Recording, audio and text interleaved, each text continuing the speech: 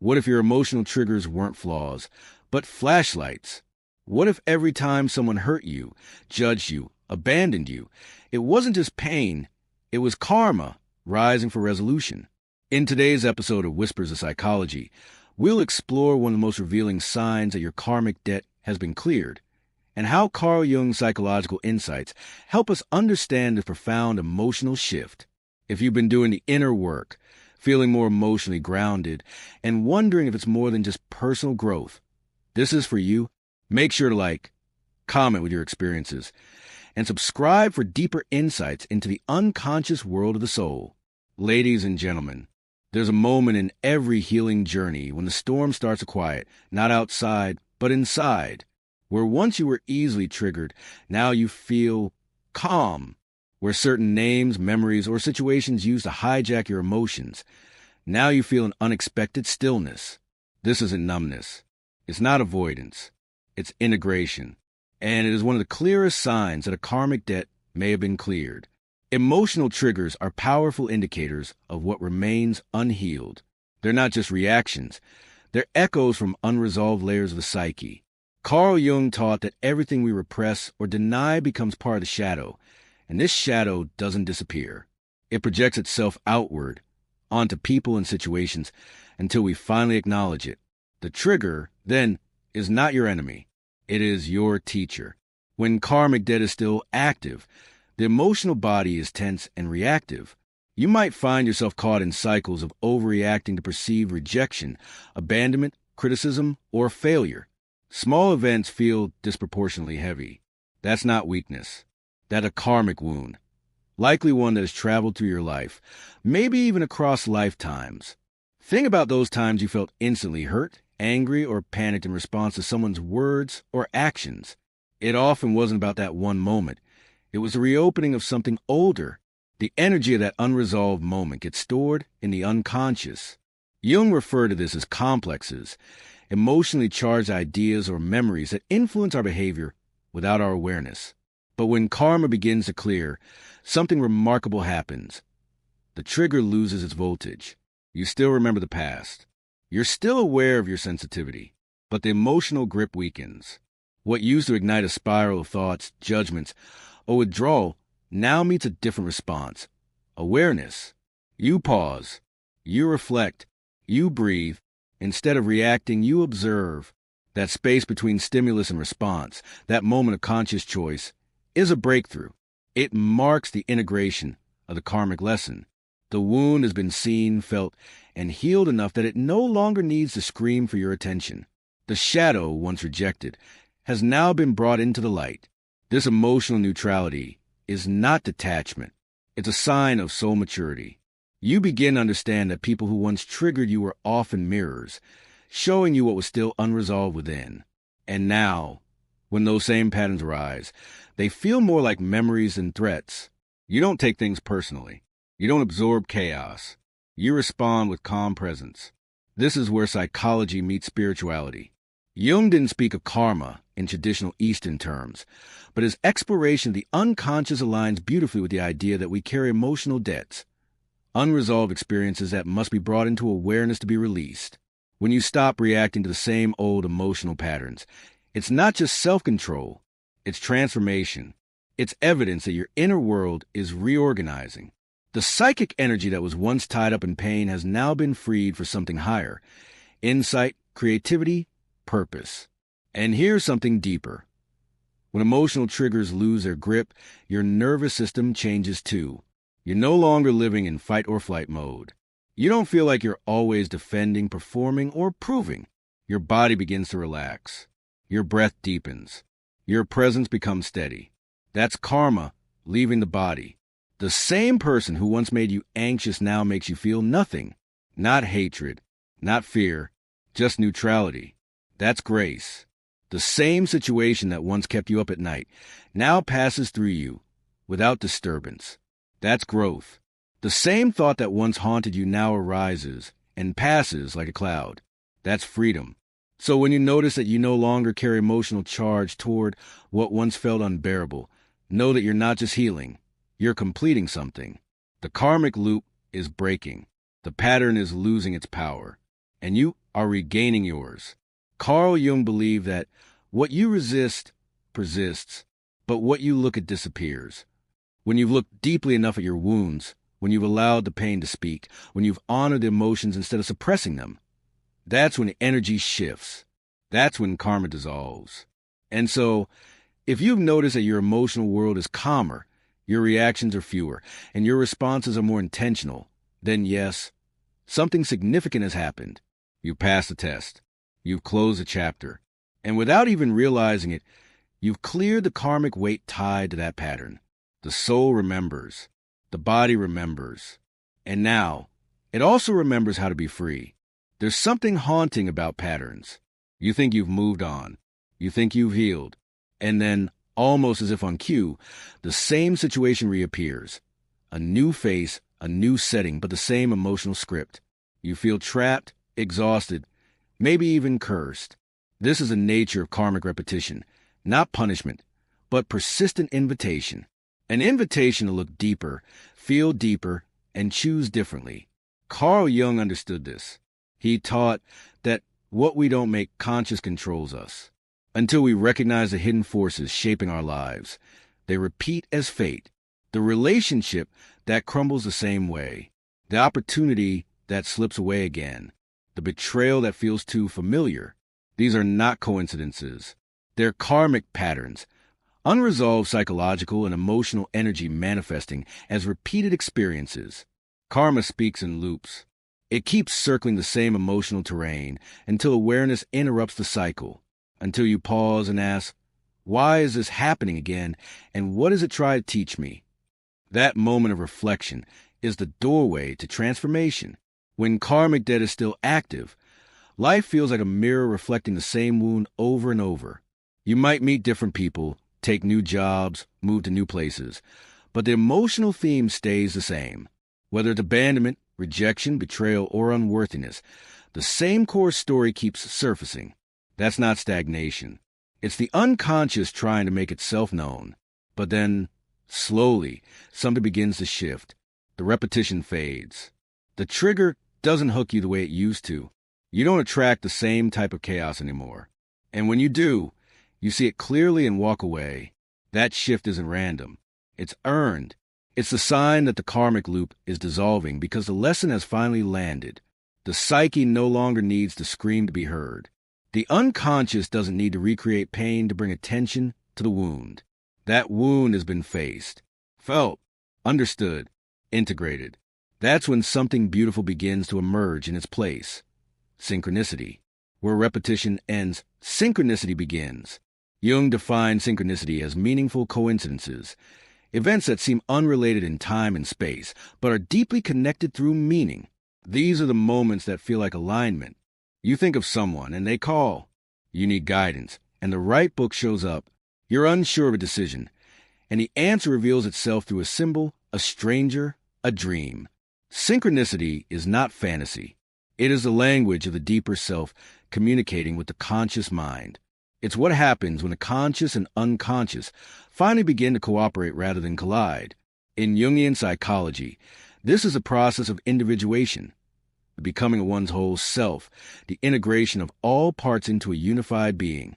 When karmic debt is active, synchronicity is blocked by resistance. The unconscious is filled with conflict, projection, and unresolved emotion. But once that energy is cleared, life begins to reflect clarity back to you. Patterns are replaced by possibilities.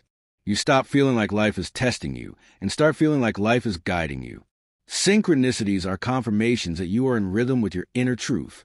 They don't guarantee that everything will be easy, but they do suggest that you are walking the right path, aligned with a higher current.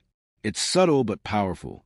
You no longer feel like you're pushing against life, forcing outcomes, chasing validation. Instead, things begin to unfold, not through effort alone, but through awareness. You begin to trust your inner compass. You listen to the quiet knowing rather than the loud noise. And the more you listen, the more synchronicity shows up, not as magic, but as resonance. It's as if the universe says, you've listened, you've learned. Now let me show you what's next. This is the spiritual reward of psychological clarity. The shift from repetition to synchronicity is not about controlling life. It's about collaborating with it. You begin to co-create rather than unconsciously react.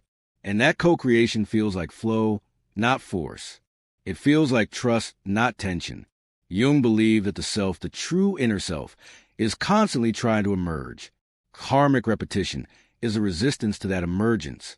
Synchronicity is a confirmation that the self is finally taking the lead.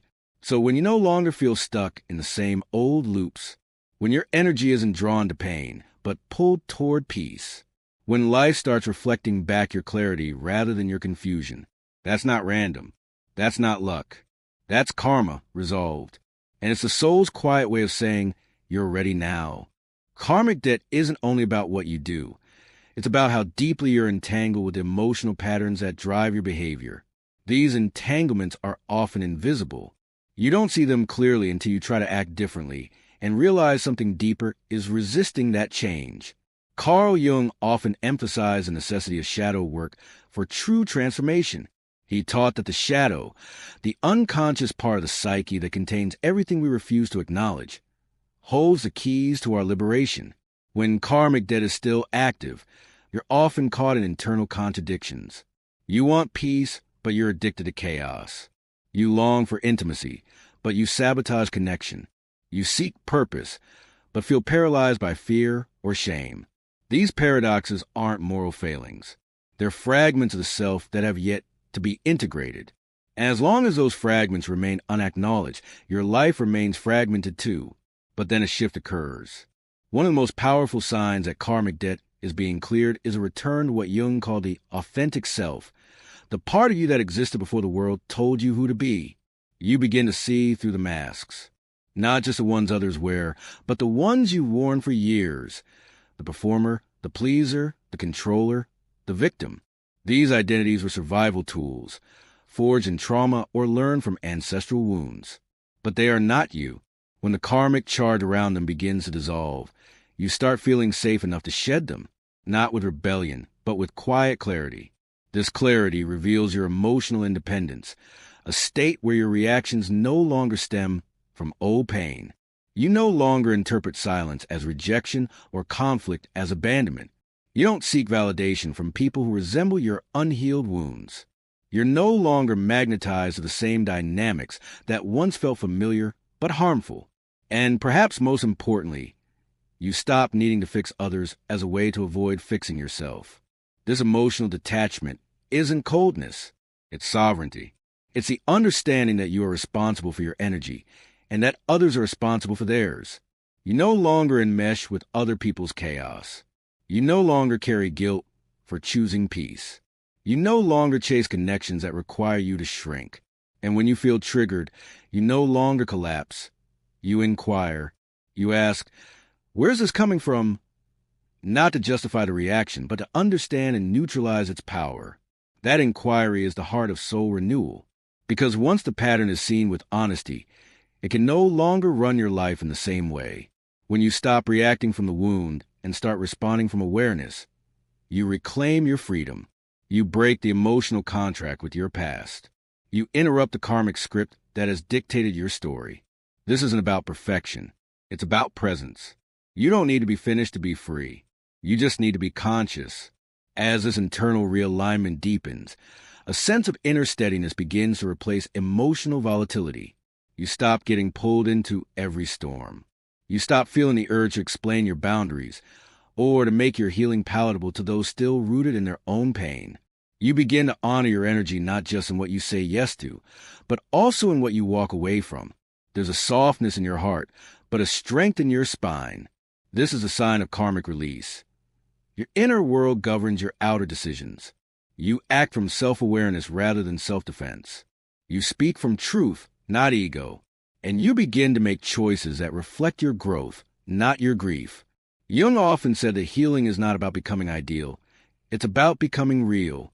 Real with your feelings. Real with your boundaries. Real with your intentions. This level of authenticity is what ends a karmic loop, because the unconscious is no longer trying to express itself through projection or chaos. It has been heard, held, integrated. As this deeper embodiment unfolds, your relationships shift. The people who once triggered your pain may fall away. The roles you used to play no longer feel natural. And in their place, new connections emerge. Ones that honor who you are now, not who you had to be to survive. This isn't just emotional maturity. It's soul maturity. It's the moment you realize that healing isn't about becoming someone new. It's about remembering who you were before the patterns began. And when that remembrance becomes your foundation, karma has no grip on you, because you are no longer acting from fear, from conditioning, or from inherited wounds. You are acting from awareness, from truth, from soul. That's when the energy begins to flow freely. That's when life stops repeating and starts expanding. That's when you know, not just in your mind, but in your being, that something sacred has been cleared. And what remains is you, whole, present, free. There comes a subtle but undeniable shift when karmic debt has been cleared. A change not just in thoughts or habits, but in the very frequency of your life. What once felt like resistance begins to feel like flow. What once seemed like chaos starts to make sense in hindsight. And in that space, synchronicity emerges, a concept Carl Jung described as meaningful coincidence that defies logical explanation, yet feels deeply aligned with the soul's journey. Synchronicity is not luck. It's not random. It's a mirror of inner harmony. When you've cleared emotional and karmic residue, your life begins to reflect your healed state. People arrive exactly when you're ready for them. Opportunities match your inner expansion. Guidance seems to appear at just the right moment. A book, a conversation, a sign, a dream. These aren't accidents. They are confirmations that the unconscious is no longer in conflict with your conscious path. This shift is subtle but profound. Before healing, you may have felt that no matter how hard you tried, life always pulled you back into similar lessons, similar heartbreaks, losses, rejections, or self-sabotage. That was the karma, the energy repeating itself until it was seen, honored, and resolved. But now, the repetition has ended. The lesson has been learned. The cycle is complete. So instead of being trapped in the loop, you begin to walk a spiral, ascending with each new insight, instead of circling back to old pain. This doesn't mean everything becomes easy. Life still tests you. Emotions still rise. But the difference is in your response. You no longer feel like the universe is punishing you or that you're trapped in fate. Instead, you sense a higher intelligence moving through your experiences, nudging you, aligning you, guiding you. And most importantly, you begin to trust it. That trust is a mark of spiritual maturity. It's a realization that not everything can be controlled, but everything can be understood. That suffering may still visit, but it no longer defines you. That you're not here to chase meaning. You're here to become the meaning. And as this understanding deepens, your reality begins to reconfigure itself around that vibration. Carl Jung believed that the psyche is self-regulating, that healing is not something forced on the outside, but something activated from within. When the soul is ready, it begins to call on the people, events, and insights required for integration. That's when life begins to unfold like a conversation, not a struggle. You begin to feel less anxious about the future because your present no longer feels misaligned. The restlessness fades. The urgency to prove or perform softens. You don't need to manipulate outcomes because you trust the unfolding. You don't beg for signs. They appear when needed. You don't cling to relationships. The right ones stay naturally. This is the freedom that comes when your energy is no longer tangled in the past. Your nervous system recalibrates. Silence becomes comforting. Space becomes sacred. Being alone no longer means being lonely. It means being with your essence. From that essence, creativity flows. Intuition sharpens. You make decisions without overthinking. You say no without guilt. You say yes without fear. You live without the need for constant reassurance. Because your inner compass is finally pointing true north. And the world responds. As within, so without. Synchronicity becomes your new normal. Healing no longer feels like a task. It becomes a lifestyle. Self-awareness isn't something you visit occasionally. It becomes a lens through which you view everything. You begin to teach others through your embodiment, not through advice. Your presence speaks louder than your words. This is soul renewal, not a destination, but a state of being, a remembrance of the wholeness that was always there, beneath the karmic dust, beneath the inherited patterns, beneath the survival roles. Now, with the debt dissolved, you no longer walk through life burdened by what was. You walk guided by what is. Synchronicity isn't proof that you're special. It's proof that you're aligned, that you made space within for truth to move freely, that your soul is now the one steering, not your wounds. And when your soul is in the lead, life stops feeling like something to survive and starts feeling like something sacred. That's how you know. The signs aren't just in the quiet mind or the healed heart. They're in the rhythm of your life. And in that rhythm, you no longer chase meaning. You become it. When karmic debt is finally cleared, life doesn't necessarily become perfect, but it becomes real. The pain no longer defines you. The past no longer controls you. And the patterns that once kept you stuck begin to dissolve. You're not reacting from old wounds. You're responding from self-awareness. You find yourself emotionally steady in situations that once triggered you. You detach with peace instead of fear. You no longer seek external validation because you've started to trust your inner compass. Carl Jung taught that healing isn't about becoming good. It's about becoming whole. And wholeness begins when you stop abandoning yourself, when your choices start reflecting your soul instead of your shadow, and when the outer world begins to mirror your inner clarity. Synchronicities appear. Old cycles close without chaos. And your life starts unfolding with a quiet intelligence you no longer need to control. Only follow. That's not coincidence. That's alignment. That's not luck. That's the soul in motion. You are not who you were when the cycle began. Because through every wound, every trigger, every pattern, you were being initiated, not into pain, but into purpose. And now, the karmic chains are gone. Now, your journey begins, not from survival, but from soul. You are no longer carrying the weight. You are walking in light. That is the sign. That is the knowing. That is a return to your truest self.